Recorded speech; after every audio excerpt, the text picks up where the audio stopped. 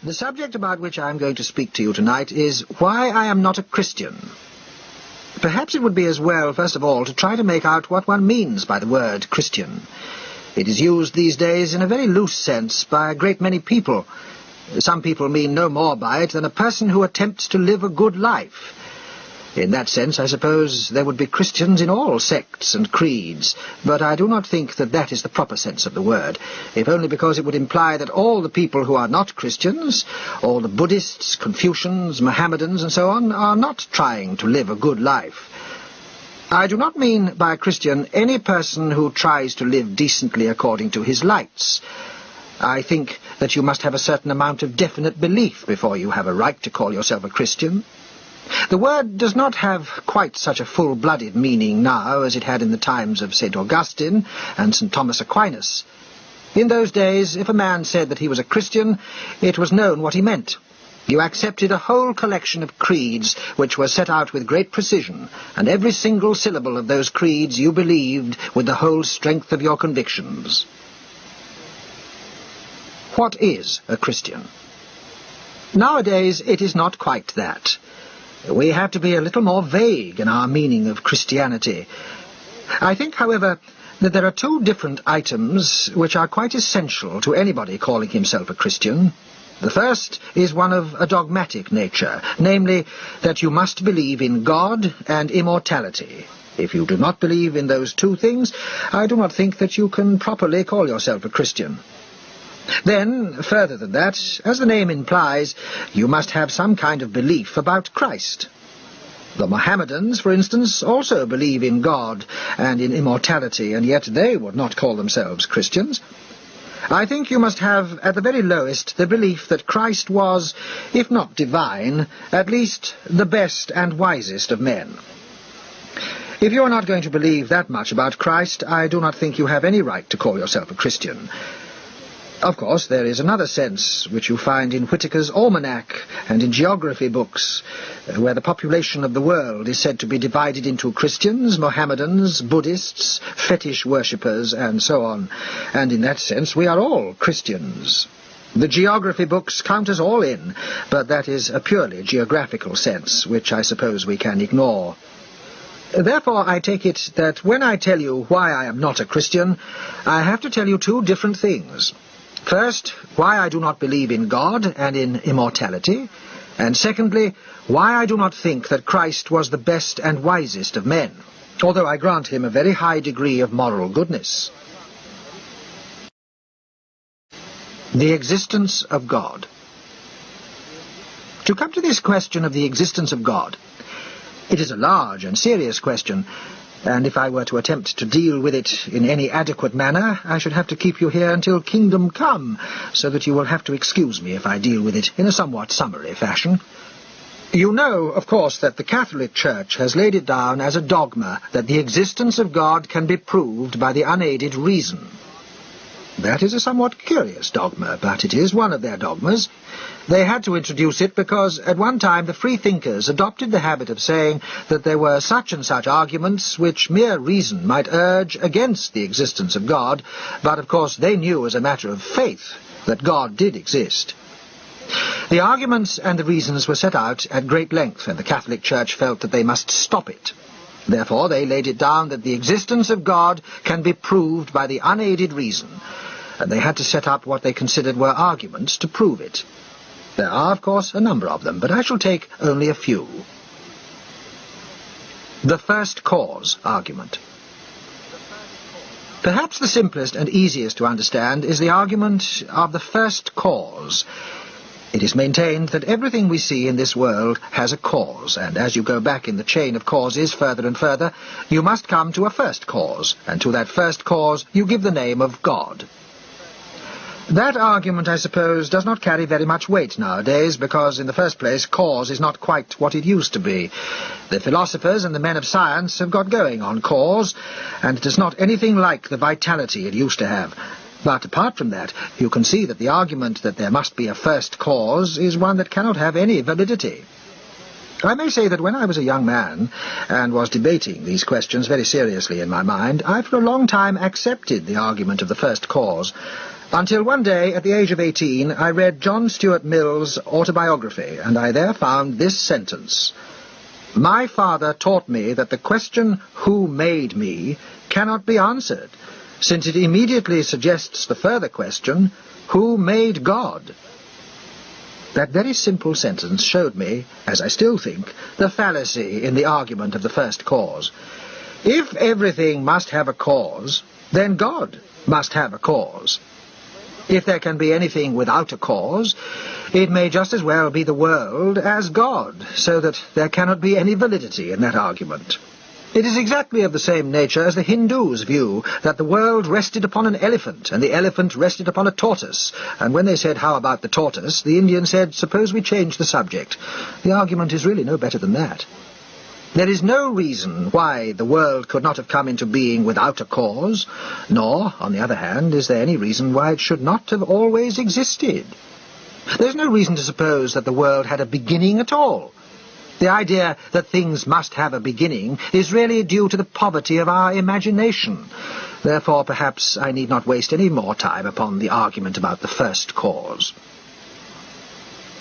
The natural law argument.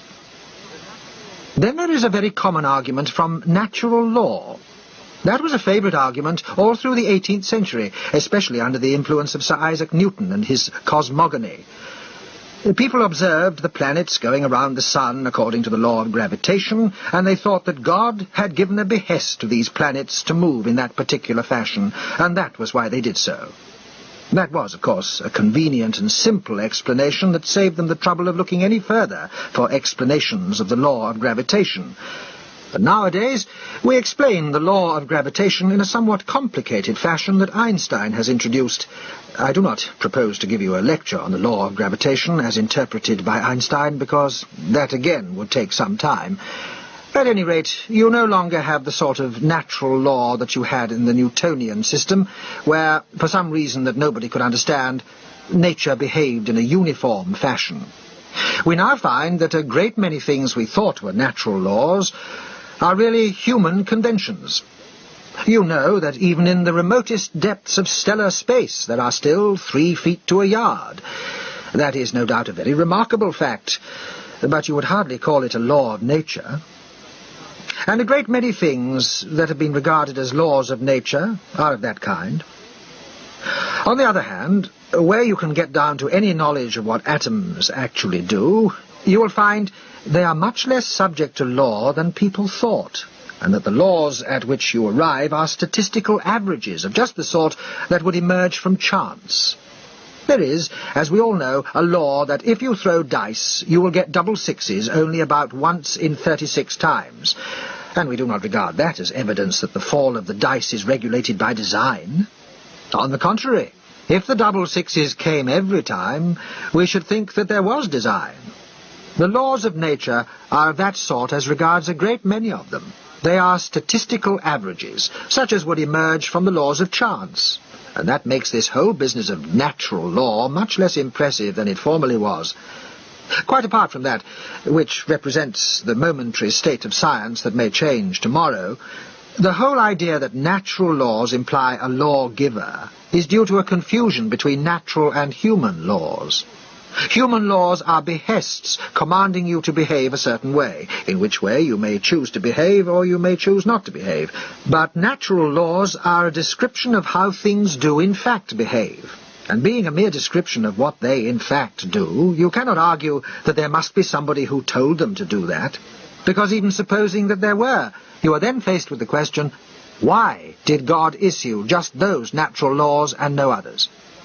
And if you say that he did it simply from his own good pleasure and without any reason, you then find that there is something which is not subject to law, and so your train of natural law is interrupted.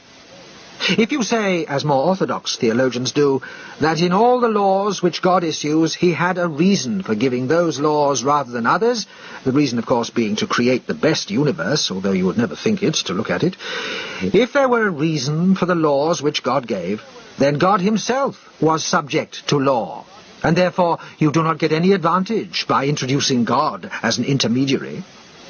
You have really a law outside and anterior to the divine edicts. And God does not serve your purpose, because he is not the ultimate lawgiver. In short, this whole argument about natural law no longer has anything like the strength that it used to have. I am travelling on in time in my review of the arguments. The arguments that are used for the existence of God change their character as time goes on. They were at first hard intellectual arguments embodying certain quite definite fallacies. As we come to modern times, they become less respectable intellectually and more affected by a kind of moralizing vagueness. The argument from design. The next step in this process brings us to the argument from design. You all know the argument from design. Everything in the world is made just so that we can manage to live in the world. And if the world was ever so little different, we could not manage to live in it. That is the argument from design. It sometimes takes a rather curious form. For instance, it is argued that rabbits have white tails in order to be easy to shoot. I do not know how rabbits would view that application. It is an easy argument to parody. You all know Voltaire's remark that obviously the nose was designed to be such as to fit spectacles. That sort of parody has turned out to be not nearly so wide of the mark as it might have seemed in the 18th century, because since the time of Darwin we understand much better why living creatures are adapted to their environment. It is not that their environment was made to be suitable to them, but that they grew to be suitable to it, and that is the basis of adaptation. There is no evidence of design about it. When you come to look into this argument from design, it is a most astonishing thing that people can believe that this world, with all the things that are in it, with all its defects, should be the best that omnipotence and omniscience have been able to produce in millions of years. I really cannot believe it. Do you think that if you were granted omnipotence and omniscience, and millions of years in which to perfect your world, you could produce nothing better than the Ku Klux Klan or the fascists? Moreover, if you accept the ordinary laws of science, you have to suppose that human life and life in general on this planet will die out in due course. It is a stage in the decay of the solar system. At a certain stage of decay, you get the sort of conditions of temperature and so forth which are suitable to protoplasm, and there is life for a short time in the life of the whole solar system. You see in the moon the sort of thing to which the Earth is tending, something dead, cold, and lifeless. I am told that that sort of view is depressing, and people will sometimes tell you that if they believed that, they would not be able to go on living. Do not believe it. It is all nonsense. Nobody really worries much about what is going to happen millions of years hence. Even if they think they are worrying much about that, they are really deceiving themselves. They are worried about something much more mundane, or it may merely be a bad digestion. But nobody is really seriously rendered unhappy by the thought of something that is going to happen to this world millions and millions of years hence. Therefore, although it is of course a gloomy view to suppose that life will die out, at least I suppose we may say so, although sometimes when I contemplate the things that people do with their lives, I think it is almost a consolation. It is not such as to render life miserable. It merely makes you turn your attention to other things. The moral arguments for deity. Now we reach one stage further in what I shall call the intellectual descent that the theists have made in their argumentations, and we come to what are called the moral arguments for the existence of God. You all know, of course, that there used to be in the old days 3 intellectual arguments for the existence of God, all of which were disposed of by Immanuel Kant in the Critique of Pure Reason. But no sooner had he disposed of those arguments than he invented a new one, a moral argument, and that quite convinced him. He was like many people. In intellectual matters he was sceptical, but in moral matters he believed implicitly in the maxims that he had imbibed at his mother's knee. That illustrates what the psychoanalysts so much emphasize, the immensely stronger hold upon us that our very early associations have than those of later times. Kant, as I say, invented a new moral argument for the existence of God, and that, in varying forms, was extremely popular during the 19th century. It has all sorts of forms. One form is to say that there would be no right or wrong unless God existed. I'm not for the moment concerned with whether there is a difference between right and wrong or whether there is not. That is another question. The point I am concerned with is that if you are quite sure there is a difference between right and wrong, you are then in this situation. Is that difference due to God's fiat, or is it not? If it is due to God's fiat, then for God himself there is no difference between right and wrong, and it is no longer a significant statement to say that God is good. If you are going to say, as theologians do, that God is good, you must then say that right and wrong have some meaning which is independent of God's fiat, because God's fiats are good and not bad, independently of the mere fact that he made them. If you are going to say that, you will then have to say that it is not only through God that right and wrong came into being, but that they are, in their essence, logically anterior to God. You could, of course, if you liked, say that there was a superior deity who gave orders to the God who made this world, or could take up the line that some of the Gnostics took up, a line which I often thought was a very plausible one, that, as a matter of fact, this world that we know was made by the devil at a moment when God was not looking. There's a good deal to be said for that, and I'm not concerned to refute it. The argument for the remedying of injustice. Then there is another very curious form of moral argument, which is this. They say that the existence of God is required in order to bring justice into the world. In the part of this universe that we know, there is great injustice, and often the good suffer, and often the wicked prosper, and one hardly knows which of those is the more annoying. But if you are going to have justice in the universe as a whole, you have to suppose a future life to redress the balance of life here on earth.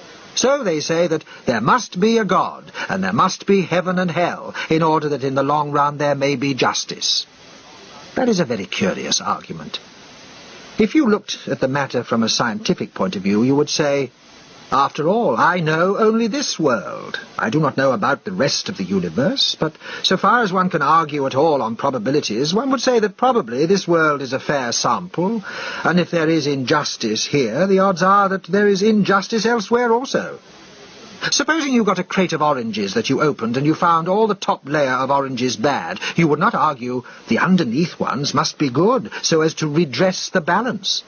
You would say, probably the whole lot is a bad consignment. And that is really what a scientific person would argue about the universe. He would say, here we find in this world a great deal of injustice, and so far as that goes, there is a reason for supposing that justice does not rule in the world, and therefore, so far as it goes, it affords a moral argument against deity and not in favour of one. Of course, I know that the sort of intellectual arguments that I have been talking to you about are not what really moves people. What really moves people to believe in God is not any intellectual argument at all. Most people believe in God because they have been taught from early infancy to do it, and that's the main reason. Then I think that the next most powerful reason is the wish for safety, a sort of feeling that there is a big brother. That plays a very profound part in influencing people's desire for a belief in God. The character of Christ. I now want to say a few words upon a topic which I often think is not quite sufficiently dealt with by rationalists, and that is the question whether Christ was the best and wisest of men. It is generally taken for granted that we should all agree that that was so. I do not, myself. I think that there are a good many points upon which I agree with Christ, a great deal more than the professing Christians do. I do not know that I could go with him all the way, but I could go with him much further than most professing Christians can. You will remember that he said, "Resist not evil, but whosoever shall smite thee on thy right cheek, turn to him the other also."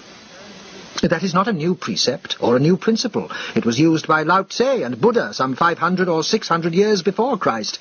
But it is not a principle which, as a matter of fact, Christians accept. I have no doubt that the present Prime Minister, for instance, is a most sincere Christian, but I should not advise any of you to go and smite him on one cheek. I think you might find that he thought this text was intended in a figurative sense. Then there is another point which I consider excellent. You will remember that Christ said, "Judge not, lest ye be judged." That principle I do not think you would find was popular in the law courts of Christian countries. I have known in my time quite a number of judges who were very earnest Christians, and none of them felt that they were acting contrary to Christian principles in what they did. Then Christ says, "Give to him that asketh of thee, and from him that would borrow of thee turn not thou away." That is a very good principle. Your chairman has reminded you that we are not here to talk politics, but I cannot help observing that the last general election was fought on the question of how desirable it was to turn away from him that would borrow of thee, so that one must assume that the liberals and conservatives of this country are composed of people who do not agree with the teaching of Christ, because they certainly did very emphatically turn away on that occasion. Then there is one other maxim of Christ, which I think has a great deal in it, but I do not find that it is very popular among some of our Christian friends. He says, "If thou wilt be perfect, go and sell that which thou hast, and give to the poor." That is a very excellent maxim, but, as I say, it is not much practiced. All these, I think, are good maxims, although they are a little difficult to live up to. I do not profess to live up to them myself, but then, after all, it is not quite the same thing as for a Christian. Defects in Christ's teaching. Having granted the excellence of these maxims, I come to certain points in which I do not believe that one can grant either the superlative wisdom or the superlative goodness of Christ, as depicted in the Gospels. And here I may say that one is not concerned with the historical question. Historically, it is quite doubtful whether Christ ever existed at all, and if he did, we do not know anything about him, so that I am not concerned with the historical question, which is a very difficult one. I am concerned with Christ as he appears in the Gospels, taking the Gospel narrative as it stands, and there one does find some things that do not seem to be very wise. For one thing, he certainly thought that his second coming would occur in clouds of glory before the death of all the people who were living at that time. There are a great many texts that prove that. He says, for instance, "Ye shall not have gone over the cities of Israel till the Son of Man be come." Then he says, "There are some standing here which shall not taste death till the Son of Man comes into his kingdom." And there are a lot of places where it is quite clear that he believed that his second coming would happen during the lifetime of many then living. That was the belief of his earlier followers, and it was the basis of a good deal of his moral teaching.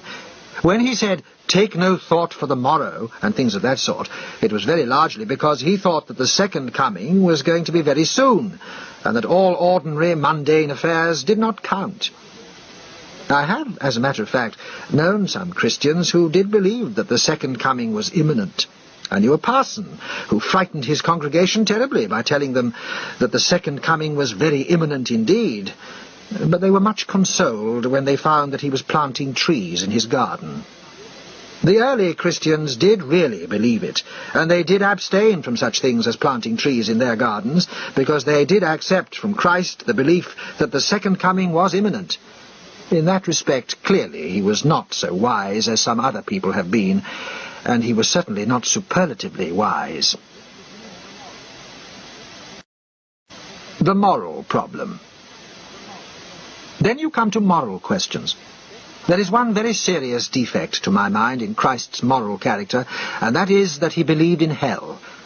I do not myself feel that any person who is really profoundly humane can believe in everlasting punishment. Christ, certainly as depicted in the Gospels, did believe in everlasting punishment, and one does find repeatedly a vindictive fury against those people who would not listen to his preaching, an attitude which is not uncommon with preachers, but which does somewhat detract from superlative excellence. You do not, for instance, find that attitude in Socrates. You find him quite bland and urbane toward the people who would not listen to him. And it is, to my mind, far more worthy of a sage to take that line than to take the line of indignation. You probably all remember the sort of things that Socrates was saying when he was dying, and the sort of things that he generally did say to people who did not agree with him. You will find that in the Gospels Christ said, "Ye serpents, ye generation of vipers, how can ye escape the damnation of hell?" That was said to people who did not like his preaching. It is not really, to my mind, quite the best tone, and there are a great many of these things about hell, There is, of course, the familiar text about the sin against the Holy Ghost. Whosoever speaketh against the Holy Ghost, it shall not be forgiven him, neither in this world nor in the world to come. That text has caused an unspeakable amount of misery in the world. For all sorts of people have imagined that they have committed the sin against the Holy Ghost, and thought that it would not be forgiven them either in this world or in the world to come. I really do not think that a person with a proper degree of kindliness in his nature would have put fears and terrors of that sort into the world. Then Christ says, "The Son of Man shall send forth his angels, and they shall gather out of his kingdom all things that offend, and them which do iniquity, and shall cast them into a furnace of fire. There shall be wailing and gnashing of teeth." And he goes on about the wailing and gnashing of teeth. It comes in one verse after another, and it is quite manifest to the reader that there is a certain pleasure in contemplating wailing and gnashing of teeth, or else it would not occur so often. Then you all, of course, remember about the sheep and the goats. How, at the second coming, he is going to divide the sheep from the goats, and he is going to say to the goats, "Depart from me, ye cursed, into everlasting fire." He continues, "And these shall go away into everlasting fire." Then he says again, "If thy hand offend thee, cut it off. It is better for thee to enter into life maimed, than having 2 hands to go into hell, into the fire that never shall be quenched, where the worm dieth not, and the fire is not quenched." He repeats that again and again also. I must say that I think all this doctrine that hell-fire is a punishment for sin is a doctrine of cruelty. It is a doctrine that put cruelty into the world and gave the world generations of cruel torture. And the Christ of the Gospels, if you could take him as his chroniclers represent him, would certainly have to be considered partly responsible for that. There are other things of less importance. There is the instance of the Gadarene swine, where it certainly was not very kind to the pigs to put the devils into them and make them rush down the hill to the sea. You must remember that he was omnipotent, and he could have made the devils simply go away, but he chose to send them into the pigs. Then there is the curious story of the fig tree, which always rather puzzled me. You remember what happened about the fig tree? He was hungry, and seeing a fig tree afar off, having leaves, he came, if haply he might find anything thereon. And when he came to it, he found nothing but leaves, for the time of figs was not yet. And Jesus answered and said unto it, No man eat fruit of thee hereafter forever. And Peter saith unto him, Master, behold, the fig tree which thou cursedst is withered away. This is a very curious story, because it was not the right time of year for figs, and you really could not blame the tree. I cannot myself feel that either in the matter of wisdom or in the matter of virtue Christ stands quite as high as some other people known to history. I think I should put Buddha and Socrates above him in those respects. The emotional factor. As I said before, I do not think that the real reason why people accept religion has anything to do with argumentation. They accept religion on emotional grounds. One is often told that it is a very wrong thing to attack religion because religion makes men virtuous. So I am told. I have not noticed it. You know, of course, the parody of that argument in Samuel Butler's book, Erewhon Revisited. You will remember that in Erewhon there is a certain Higgs who arrives in a remote country, and after spending some time there, he escapes from that country in a balloon. 20 years later, he comes back to that country and finds a new religion in which he is worshipped under the name of the Sun Child, and it is said that he ascended into heaven. He finds that the feast of the Ascension is about to be celebrated, and he hears Professors Hankey and Pankey say to each other that they never set eyes on the man Higgs, and they hope they never will. But they are the high priests of the religion of the Sun Child. He is very indignant. He comes up to them and he says, I'm going to expose all this humbug and tell the people of Erewhon that it was only I, the man Higgs, and I went up in a balloon.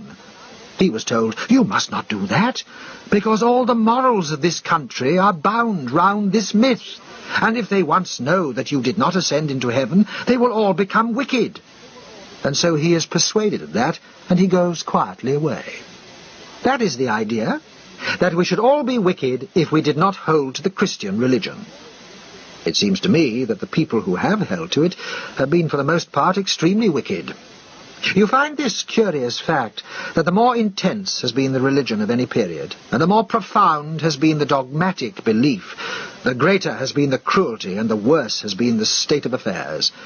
In the so-called ages of faith, when men really did believe the Christian religion in all its completeness, there was the Inquisition with its tortures. There were millions of unfortunate women burned as witches, and there was every kind of cruelty practiced upon all sorts of people in the name of religion. You find, as you look around the world, that every single bit of progress in humane feeling, every improvement in the criminal law, every step toward the diminution of war, every step toward better treatment of the coloured races, or every mitigation of slavery, every moral progress that there has been in the world, has been consistently opposed by the organized churches of the world. I say quite deliberately that the Christian religion, as organized in its churches, has been and still is the principal enemy of moral progress in the world. How the churches have retarded progress. You may think that I am going too far when I say that that is still so. I do not think that I am. Take one fact. You will bear with me if I mention it. It is not a pleasant fact, but the churches compel one to mention facts that are not pleasant. Supposing that in this world that we live in today, an inexperienced girl is married to a syphilitic man. In that case, the Catholic Church says, this is an indissoluble sacrament. You must stay together for life. And no steps of any sort must be taken by that woman to prevent herself from giving birth to syphilitic children. That is what the Catholic Church says.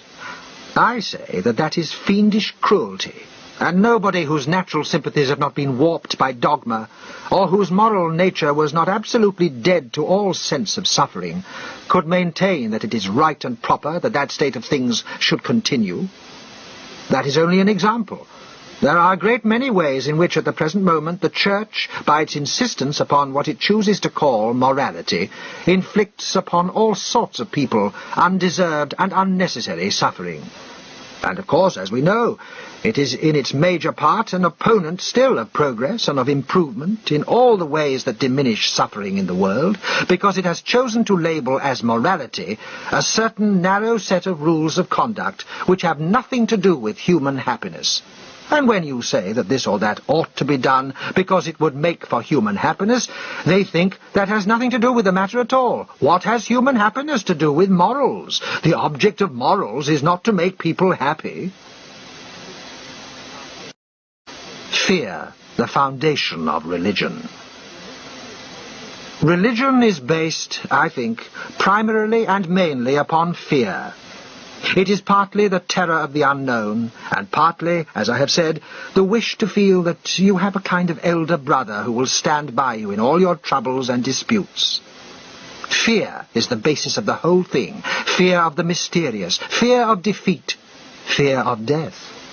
Fear is the parent of cruelty, and therefore it is no wonder if cruelty and religion have gone hand in hand.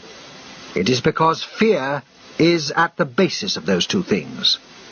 In this world, we can now begin a little to understand things and a little to master them by help of science, which has forced its way step by step against the Christian religion, against the churches, and against the opposition of all the old precepts. Science can help us to get over this craven fear in which mankind has lived for so many generations.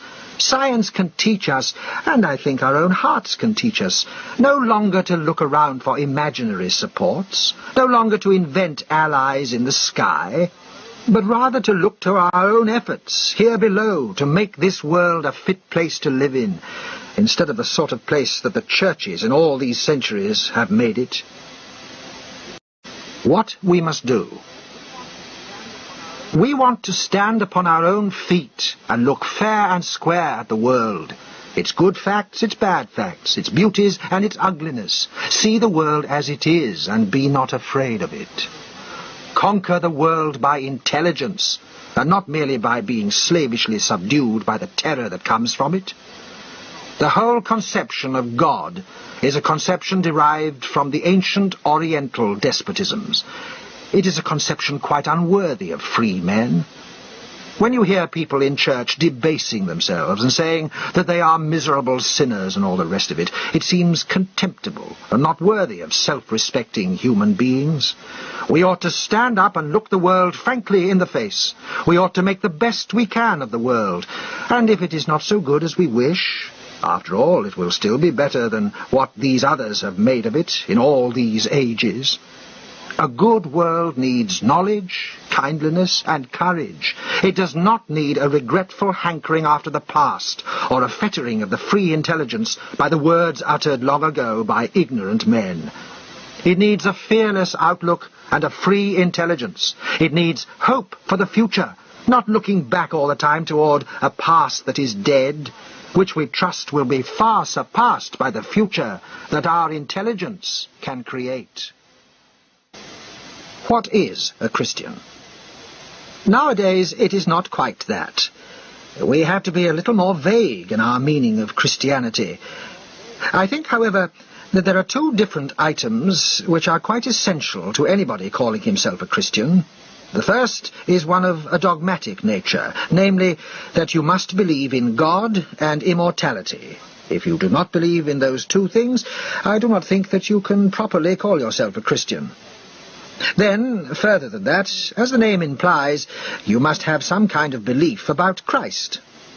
The Mohammedans, for instance, also believe in God and in immortality, and yet they would not call themselves Christians.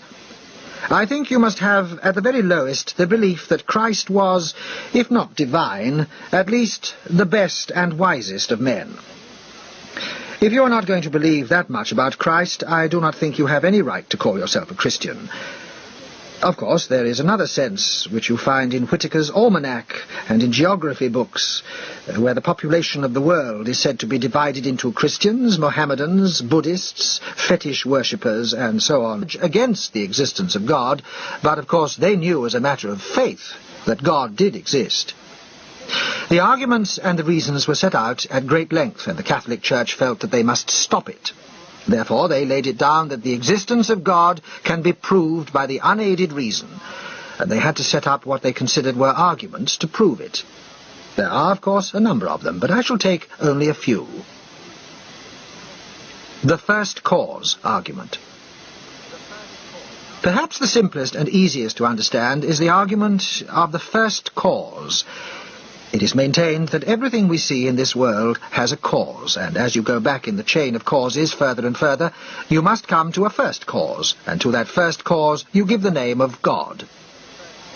That argument, I suppose, does not carry very much weight nowadays, because, in the first place, cause is not quite what it used to be. The philosophers and the men of science have got going on cause, and it is not anything like the vitality it used to have. But apart from that, you can see that the argument that there must be a first cause is one that cannot have any validity. I may say that when I was a young man and was debating these, and in that sense we are all Christians. The geography books count us all in, but that is a purely geographical sense, which I suppose we can ignore. Therefore, I take it that when I tell you why I am not a Christian, I have to tell you two different things. First, why I do not believe in God and in immortality, and secondly, why I do not think that Christ was the best and wisest of men, although I grant him a very high degree of moral goodness. The existence of God. To come to this question of the existence of God, it is a large and serious question, and if I were to attempt to deal with it in any adequate manner, I should have to keep you here until kingdom come, so that you will have to excuse me if I deal with it in a somewhat summary fashion. You know, of course, that the Catholic Church has laid it down as a dogma that the existence of God can be proved by the unaided reason. That is a somewhat curious dogma, but it is one of their dogmas. They had to introduce it because at one time the freethinkers adopted the habit of saying that there were such and such arguments which mere reason might urge. Questions very seriously in my mind. I for a long time accepted the argument of the first cause, until one day, at the age of 18, I read John Stuart Mill's autobiography, and I there found this sentence: My father taught me that the question, who made me, cannot be answered, since it immediately suggests the further question, who made God? That very simple sentence showed me, as I still think, the fallacy in the argument of the first cause. If everything must have a cause, then God must have a cause. If there can be anything without a cause, it may just as well be the world as God, so that there cannot be any validity in that argument.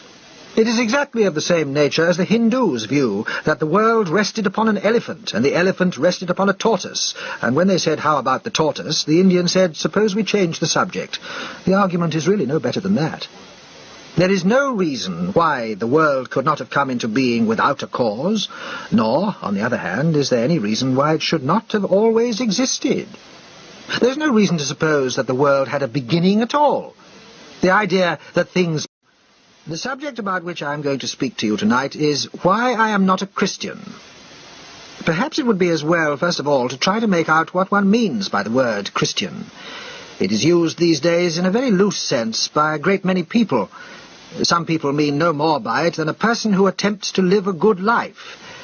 In that sense, I suppose there would be Christians in all sects and creeds, but I do not think that that is the proper sense of the word, if only because it would imply that all the people who are not Christians, all the Buddhists, Confucians, Mohammedans, and so on, are not trying to live a good life. I do not mean by Christian any person who tries to live decently according to his lights. I think that you must have a certain amount of definite belief before you have a right to call yourself a Christian. The word does not have quite such a full-blooded meaning now as it had in the times of St. Augustine and St. Thomas Aquinas. In those days, if a man said that he was a Christian, it was known what he meant. You accepted a whole collection of creeds which were set out with great precision, and every single syllable of those creeds you believed with the whole strength of your convictions.